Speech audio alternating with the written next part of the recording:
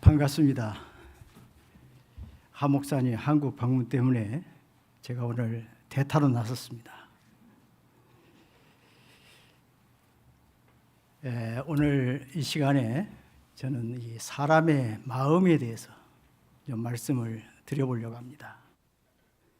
사람에게 이 마음이라는 것이 있는데 이 마음이라는 것이 참 신비로운 존재입니다. 우리의 이 마음은 보이지 않아요. 만질 수도 없습니다. 형체도 없고 부피도 없고 무게도 없습니다. 또 이 마음은 소속도 아주 불분명해요. 이 마음이 육체에 속한 것인지 영혼에 속한 것인지 알 수가 없어요. 육신에 속했다고 하면 우리 육신 어딘가에 있어야 될 거 아니겠어요? 심장에 있든지 뇌에 있든지. 그렇다고 하면 외과 의사가 수술하면 육신에 있다고 하면 찾아낼 수 있을 겁니다. 그러나 찾을 수가 없죠. 마음이 육체에 속한 것이라고 하면 사람이 죽어도 그 마음은 육신 어딘가에 남아 있어야 되는데 없습니다. 영혼에 속한 것이라고 하면 신학적으로 아주 곤란한 문제가 생깁니다. 조직신학에서는 짐승은 영혼이 없다 그러죠. 영혼은 사람에게만 있다 그럽니다. 그런데 문제는 마음은 짐승들도 가지고 있다는 겁니다. 짐승들도 누가 자기를 좋아하는지 싫어하는지 알아요. 그렇잖아요? 지식이 있는 거죠. 좀 수준 차이는 있지만 우리 사람하고 지식이 있어요.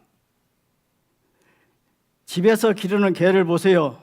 뭘 잘못을 저질러 놓으면 기가 죽습니다. 한쪽에가 숨습니다. 훈련된 개는 아무리 맛있는 고기를 던져줘도 주인이 먹으라고 하기 전까지는 먹지 않고 참아요. 의지가 있어요. 그러니까 이 개도 우리 인간의 수준과는 좀 다르긴 하지만 지정이가 다 있는 겁니다. 만약 마음이 영혼에 속한 것이라고 하면 짐승들도 마음을 가지고 있으니 짐승들도 영혼이 있다는 말이 되는 거예요. 그래서 이 마음이 어디에 소속되어 있느냐 하는 것은 신학적으로 아주 대답하기가 곤란한 문제입니다. 그래서 마음은 아주 신비한 겁니다. 그런데 마음은 실제하죠? 이것을 부정하는 사람은 이 세상에 아무도 없습니다. 누구나 마음이 있다는 걸 알고 있고 느끼고 있어요. 시련을 당하면 마음이 아픕니다. 괴롭습니다. 마음이 병들면 육신도 병들어요. 주변 조건이 아무리 좋아도 마음이 괴로우면 그 인생은 괴로워요. 그러나 반면에 마음이 즐거우면 행복을 느낍니다. 돈이 많지 않아도 그래요. 그래서 행복과 불행은 마음에 달린 문제다. 그래서 이 마음은 아주 중요합니다. 마음은 곧 그 사람 자체이기도 해요. 사람은 마음에 끌리는 대로 행동하지요. 마음속에 있는 대로 말하게 됩니다. 그래서 마음이 깨끗하면 깨끗한 사람인 것이고 마음이 더러우면 더러운 사람이에요. 마음이 곧은 사람은 곧은 사람이고 마음이 삐뚤어진 사람은 삐뚤어진 사람인 것입니다. 사람이 이 말하는 거 마음에서 나오죠? 주님께서 어떤 나무가 좋은 나무냐, 어떤 나무가 나쁜 나무냐 그런 말씀하실 때에 그 실과를 봐라. 실과가 좋으면 좋은 나무인 것이고 실과가 나쁘면 나쁜 나무인 것이다. 사람도 마찬가지로 이 마음 속에서 나오는 이 말을 보면 그 사람이 거친 사람인지 온유한 사람인지 겸손한 사람인지 교만한 사람인지 알 수가 있는 거예요. 하나님께서 가장 중요하게 보시는 게 뭐냐? 마음입니다. 하나님께서 이세의 자식들 가운데 다윗을 선택했지요. 선택한 이유가 뭐였나요? 형들보다 잘생겨서 그랬습니까? 형들보다 더 능력이 뛰어나서 그런 거 아니잖아요. 성경 분명히 한 가지만 얘기하고 있어요. 다윗의 마음이 하나님께 합하였기 때문이다. 그 마음이 옳았기 때문에 하나님 보시기에. 그래서 이 다윗을 그 여러 형제 중에 그를 선택한 것입니다. 반면에 이 사울 왕이 버림받은 건 뭐 때문에 버림받았지요? 그 마음이 나빠서 그랬어요. 다윗은 사울 왕이 하나님께 기름 부음 받은 왕이라 생각해서 그를 해치는 것을 두려워했습니다. 사울 왕을 두려워한 것이 아니라 하나님을 두려워한 거예요. 그렇지만 사울 왕은 어떻습니까? 하나님의 제사장들 죽이는 것을 서슴지 않았어요. 두려워하지 않았어요. 바리새인들과 서기관들 주님께 책망을 많이 받았지요. 왜 그렇습니까? 그들이 11조를 안 해서 그랬습니까? 안식일을 철저하게 지키지 않아서 그랬습니까? 이 바리새인들은 그 바리새인들한 이 말이 분리주의자란 말이거든요. 우리는 다른 사람들과 다르다. 다른 사람들은 적당히 하나님을 섬기고 신앙생활 제대로 안 하지만 우리는 철저히 한다. 우리는 다른 종류다.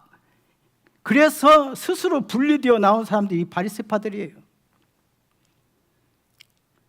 그런데 이 종교 생활에 철저했던 이 사람들인데 왜 주님께 책망을 받았을까요? 예수님께서는 구약 성경을 인용해서 바리새인들과 서기관들의 이 마음을 이렇게 표현하고 있습니다. 이 백성이 입술로는 나를 존경하되 마음은 내게서 멀도다. 겉보기에는 철저한 신앙인인데 마음이 하나님에게서 멀었던 겁니다. 우리 주님의 관심은 마음에 있습니다. 우리가 예배를 드릴 때 주님께 뭘 보나요? 예배 프로그램을 보는 게 아니에요. 예배 행식이나 헌금이 아니에요. 주님께서 보시는 것은 예배자의 마음입니다. 성경이 뭐라 말하죠? 예배는 어떻게 드려야 한다고 말하죠? 신령과 진정으로 예배를 드리라. 이 말을 아주 쉽게 말하면 마음으로 예배를 드리라 그 말이에요. 어떤 여러 가지 프로그램과 형식과 절차를 갖춰서 예배를 드리라는 말이 아니고 마음을 들여서 예배하라. 그것이 바로 신령과 진정으로 드리는 예배입니다. 마음의 중요성에 대해서 사도 바울은 말합니다. 고린도전서 13장에 보면 사랑이 없으면 아무리 위대한 일, 좋은 일을 많이 해도 소용이 없다. 사랑이 없다는 말은 뭔 말이죠? 마음이 없다면, 마음이 들어가 있지 않으면 아무리 대단하게 보이는 것도 하나님 앞에서는 가치가 없는 거다. 그 말이죠. 좀 오래된 이야기이긴 합니다만 제가 선교지에 있을 때에 까비떼 지역에 바궁바얀 교회가 있었습니다. 그 교회를 개척한 사람이 에프라임 전도사인데 신학생 때 시작했어요. 그런데 개척한 지 1, 2년 만에 교회가 크게 성장을 했습니다. 왜 성장했냐? 이 사람이 잘생긴 것도 아니에요. 뭐 키가 큰 것도 아니에요. 학교에서 공부를 잘했던 것도 아니고 설교를 잘했던 거 아니에요. 그런데 교인들의 마음을 움직이는 그 한 가지가 있었습니다. 교인들 신방을 갔다가 어려운 교인들 사정을 이야기를 듣게 되면 이 사람이 울어버려요. 같이 울어버려요. 엉엉 소리 내면서 울어버려요.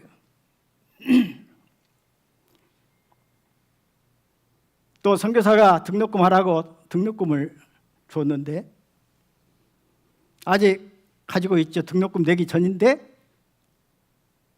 어떤 어려운 교인을 만났어요. 주워버렸어요. 그게 뭐 대수냐 그렇게 말하는지 몰라도요, 막상 그 당사자의 입장에서 보면 누구나 자기 일이 제일 급한 거잖아요. 제일 중요한 거고. 당사자의 입장에서 보면 그거 주는 거 그렇게 쉬운 거 아닙니다.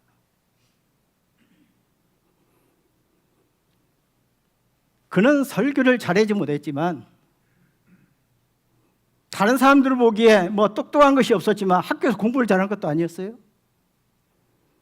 그렇지만 온 교인들이 그를 좋아했습니다. 왜요? 교인들을 진정으로 사랑하는 목회자의 마음을 보았기 때문입니다. 오늘 본문을 보면 광야에서 성막을 만들 때 노수로 물두멍을 만들었습니다. 그런데 이 물두멍을 만든 이 재료가 어디에서 왔느냐? 회막문에서, 성막에서 수종을 드는 여인들의 거울로 만들었다 그랬어요. 당시는 오늘날과 같은 유리 거울이 없었습니다. 노수로 거울을 만들어서 사용했어요. 요즘에야 이 거울이 비싸지도 않고 아주 흔한 게 거울이지만 그 당시는 거울이 귀했어요. 귀한 만큼 값도 비쌌습니다. 성경에 회막문에서 수종드는 여인들의 헌신이 기록된 이유가 뭘까요? 그냥 다른 성막 만들 때 백성들이 뭐 재료 가져왔다 이렇게 대충 이렇게 나오지만 특별히 그런 대목을 얘기하다 딱 이 부분에 와서 물두멍 만드는 부분에 와서는 여인들이 바친 녹거울로 성막을 만들었다, 아니 그 물두멍을 만들었다 이렇게 얘기하고 있어요. 왜 이걸 특별히 지적해서 얘기했을까요? 이게 감동적인 사건이기 때문에 그렇습니다. 우리에게 큰 모범이 되고 큰 교훈이 되는 사건이기 때문에 그래요. 어느 시대나 여인에게 거울은 소중한 물건입니다. 거울은 여인들에게 있어서 단 하루라도 없어서는 안 되는 물건이에요. 거울이 없으면 어떻게 얼굴 단장, 머리 손질할 수 있어요? 다른 건 주어도 그것은 줄 수가 없습니다. 여인들에게 이 아름다움이라고 하는 것은 아주 중요한 문제입니다. 북한에 있는 사람들이 탈북할 때 대다수가 이 탈북 루트를 보니까 중국으로 넘어와서 그 다음에 라오스, 태국을 거쳐서 이 한국에 오는데 그 과정이 얼마나 험난한지 몰라요. 험한 산길을 몇 시간씩 걷기도 하고 또 작은 배를 타고 강을 건너기도 합니다. 특히 밤에 험한 산길을 올라갈 때는 넘어지고 나무에 핥히기도 하고 또 밤새도록 걷기 때문에 몸은 극도로 피곤한 상태에 이르게 됩니다. 먹지도 못하고. 그런데도 조금만 쉴 틈이 생기면 그 사이에 여인들은 머리를 다듬고 온 매무새를 고친다는 거예요. 여인들은 심지어 죽기 직전까지도 흉한 모습을 보이지 않기 위해서 자신을 단장한다고 합니다. 그러니까 이 단장에 필요한 이 거울이라고 하는 것은 여성들에게 아주 중요한 물건이에요. 그런데 물두멍을 만들기 위해서 회막문에서 수종드는 여인들이 자신들의 소중한 거울을 바칩니다. 노시 부족해서 그랬을까요? 아니에요. 여인들의 거울까지 녹여서 쓸 만큼 노시 부족했던 것이 아니에요. 성경을 보면 이스라엘 백성들이 가져온 노새 양이 엄청났습니다. 남아 돌아갔어요. 그만 가져오라고 할 정도였어요. 성경에 보니까 백성이 너무 많이 가져옴으로 여호와의 명하신 일에 쓰기에 남음이 있나이다. 이렇게 보고를 하니까 모세가 듣고는 명을 내립니다. 가져오지 마라. 물은 남녀하고 성소에 드릴 예물을 다시 만들지 말라 하며 백성이 가져오기를 정지하니 있는 재료가 모든 일을 하기에 넉넉하여 남음이 있었더라. 남아도는 노시 있는데 그걸로 물두멍 만들면 되는데 왜 그 비싼 거울을 녹여가지고 물두멍을 만들어야 돼요? 그냥 그것은 귀한 거울이니까 아끼고 남아도는 일반 노수로 만들면 되잖아요.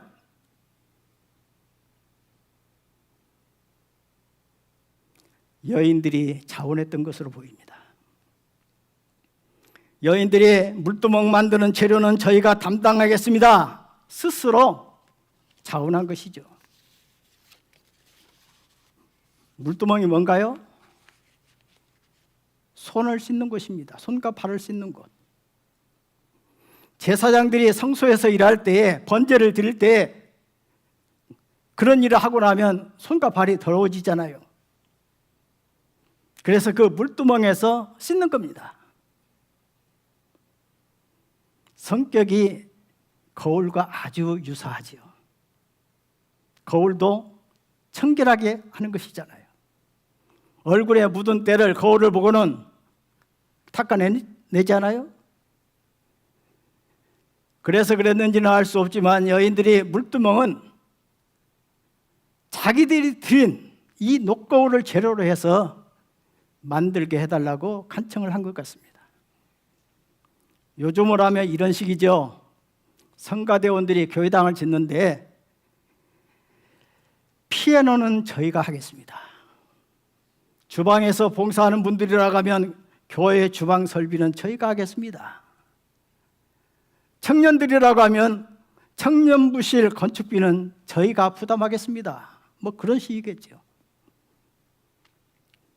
오래전 들은 이야기입니다만 전주 안디옥교회 선교하는 교회로 유명하죠. 유치원 꼬마들까지 다 헌금을 하는데 이 유치원 아이들이 헌금을 해가지고 선교지에 있는 유치원을 돕는 거예요. 유치원이 유치원을. 성격이 같으니까. 백령중학교회가 저의 선교 사역을 많이 도왔습니다만 섬에 있는 교회입니다. 백령도에 있는 교회.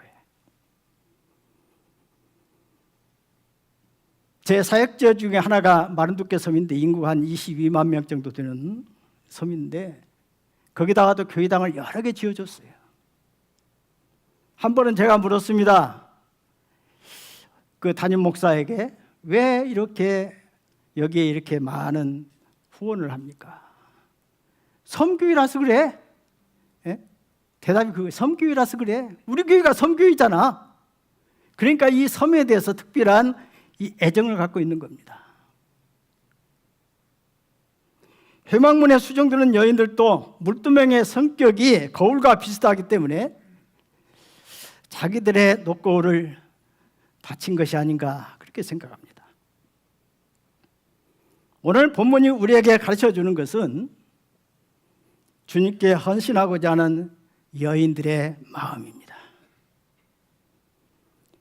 성막을 만드는데 자기들도 뭔가 좀 이 일에 헌신하고 싶은데 생각하다가 물두멍 만드는 일은 자기들이 하고 싶다. 그런 마음이 들었던 것 같아요. 그래서 가장 소중히 여기는 거울을 바친 것입니다. 그 마음을 모세가 받아들였어요. 아니, 하나님께서 받으신 거지요. 놋이 넘치도록 많이 쌓여 있었지만은 하나님께서 자기들의 가장 소중한 물건을 드린 여인들의 그 마음을 받으셔서 그 마음이 가득해서 그들의 거울을 녹인 것으로 물두멍을 만들게 하신 겁니다. 인간적으로 보면 어리석어요. 놋거울로 물두멍을 만들려면 어떻게 해야 되죠? 이걸 녹여야 되잖아요. 녹이면 어떻게 돼요? 일반 놋과 똑같아져 버리잖아요. 값싼 놋과 똑같아져 버려요. 놋거울의 가치는 일반 놋의 가치와 다르지 않습니까? 놋을 거울로 만들려고 하면 공정을 거쳐야 돼요. 제조 과정을 거쳐야 되기 때문에 놋거울은 일반 놋과 가치가 다르죠. 그런데 자기들이 바친 거울은 물두멍을 만들려고 하면 어차피 녹여야 되니까 그럴 바에는 자기들의 놋거울을 비싼 값에 팔고 그 돈으로 더 많은 놋을 사가지고 드릴 수도 있습니다. 그렇잖아요? 거울 하나 무게가 예를 들어서 1kg 나간다고 합시다. 그것을 팔면 5kg 놋을 살 수 있다고 해요. 그러면 놋거울 어차피 녹이면 똑같은 일반 놋이 되니까 1kg짜리 팔아가지고 5kg 사가지고 더 많이 드릴 수 있잖아요. 그러나 그들은 그렇게 하지 않고 거울을 바쳤습니다. 자기들이 가장 소중히 여기는 거울 그대로 바치기를 원했어요. 그러니까 그들은 단순히 놋거울을 바친 것이 아니라 그들의 마음을 바친 것입니다. 하나님이 그 마음을 보셨어요. 그러기에 그들의 헌신이 그냥 지나칠 수 없는 사건이기 때문에 성경에 기록되도록 만드신 것입니다. 하나님이 보시는 것은 마음이에요. 하나님께는 마음이 담기지 않으면 아무리 귀한 것도 연락되지 않습니다. 마음이 담기지 않은 것은 하나님께 아무 가치가 없어요. 예배를 드려도 마음으로 드리지 않는 예배는 예배가 아닙니다. 교사로 섬기든 찬양팀으로 섬기든 헌금을 드리든 거기에 마음이 담겨야 됩니다. 하나님을 사랑하고 소중히 여기는 마음이 가장 중요해요. 회막에서 수종드는 여인들이 가만히 있었어도 다른 사람들이 드린 놋으로 남아도는 놋으로 물두멍을 만들었을 거예요. 그러나 그들은 자기들의 거울로 물두멍 만들기를 원했습니다. 그걸 위해서 가장 귀한 걸 드렸고요.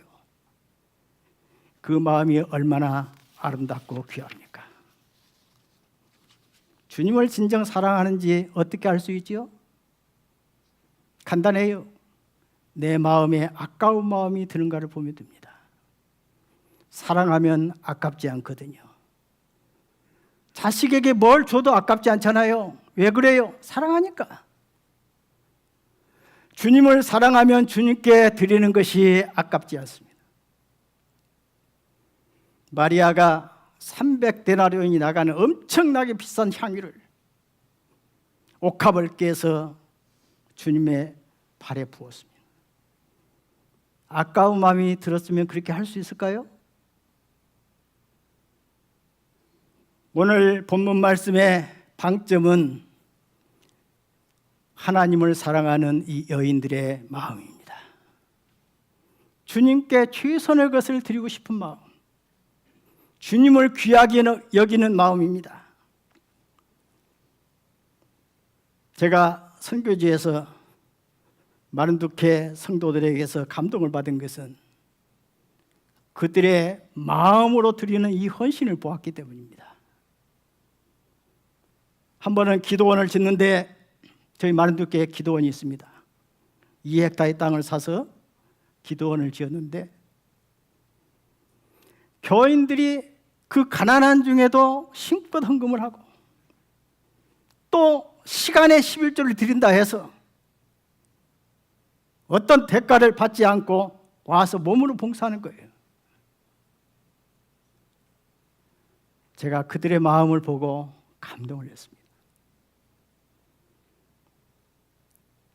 사람을 감동시키는 것은 마음이에요. 마음이 들어가는 행동이 사람을 감동시킵니다.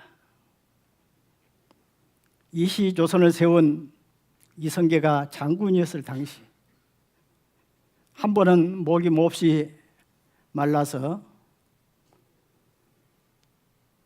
우물가에 가서 한 여인에게 물을 청했습니다. 여인이 바가지에 물을 떠다 주면서 그게 나뭇잎 몇 개를 떨어뜨리는 거예요. 의아해가지고 묻습니다. 왜 그런가? 물었더니 아무리 물이지만은 급하게 마시면 좋지 않습니다. 건강에 좋지 않습니다. 그래서 그게 나뭇잎을 몇 개 떨어뜨렸다는 거예요. 이성계는 그때 일을 잊지 아니하고 훗날 왕이 되었을 때 그 여인을 기억하고 찾아내어서 후궁으로 삼았다 하는 야사가 있습니다. 물 한 그릇은 아주 하찮은 거지요. 가치가 없어요. 흔하디 흔한 게 물 아닙니까? 그렇지만 그 물 한 그릇에 그 여인의 마음이 담겼을 때에 이성계는 감동한 거예요. 마음이 담겨야 감동적인 사건이 됩니다.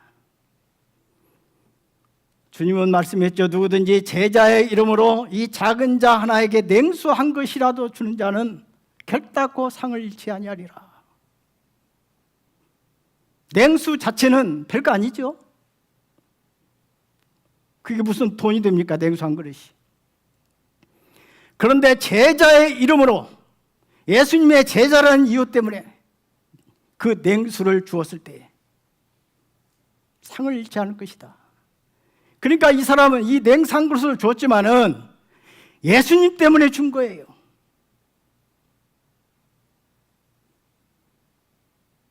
우리가 이 땅에서 아무리 위대한 일을 해도요, 주님 때문에 일하지 않는 것은 사실 가치가 없는 겁니다. 우리도 그렇잖아요.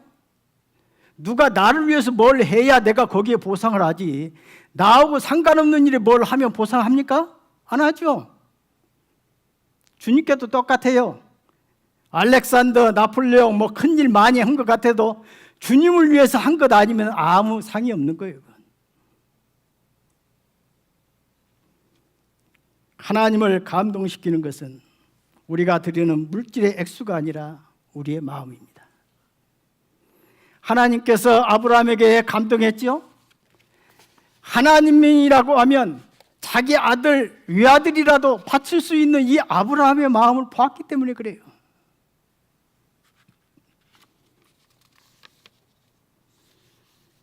신앙이 타락한 시대에 나타나는 공통점이 하나 있습니다. 그건 주님께 드리는 것을 아깝게 여긴다는 겁니다. 말라기 시대를 보세요. 그때가 시작 성경이 기록되기 400년 전에 있었던 일인데 마지막 시대, 흑암의 시기죠. 어느 면에서. 당시 이스라엘은 율법이 다스리는 신정 국가이기 때문에 누구나 다 제사를 드려야 됩니다. 율법 따라 제사를 할 수 없이 드리긴 하는데, 안 할 수 없어서 하긴 하는데, 구약시대는 제사 드리려고 하면 뭐가 필요하죠?